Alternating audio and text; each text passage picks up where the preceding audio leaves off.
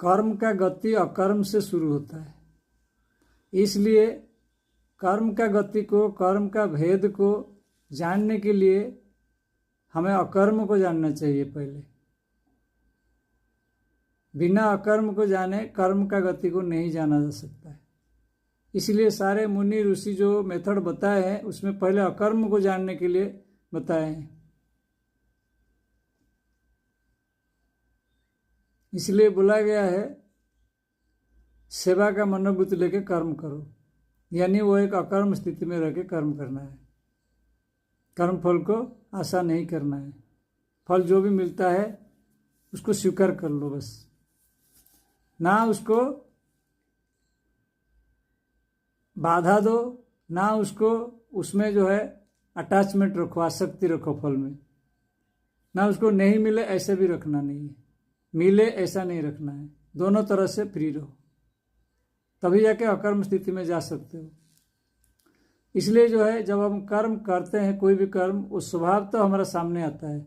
हम सोचते हैं कि हम कर्म कर रहे हैं, ये कर्म हम चुन रहे हैं। हम नहीं चुन रहे हैं कर्म, कर्म अपने आप हमारा संस्कार की वजह से आ रहा है सामने, हमें पता नहीं लगता है। और जो आ रहा है हम उसको भी अवॉइड करते हैं, क्योंकि हम उसका सोचते हैं कि इसका फल पता नहीं क्या होगा, ये छोटा कर्म है, बड़ा कर्म है, इसमें ज़्यादा जो है हम भेदभाव कर लेते हैं, तो उसमें भी प्रॉब्लम आता है। फिर आगे चल के और एक बात है, जो कर्म है, हमें जो कर्म प्राप्त हुआ है वो कैसे प्राप्त हुआ है? हमारा पीछे का जो मानसिक स्थिति है उसके वो बैकग्राउंड को देखते हुए वो आया है। तो उसके हिसाब से रिजल्ट जो है, अब जो है जो भी कर्म हम करेंगे रिजल्ट वही आएगा।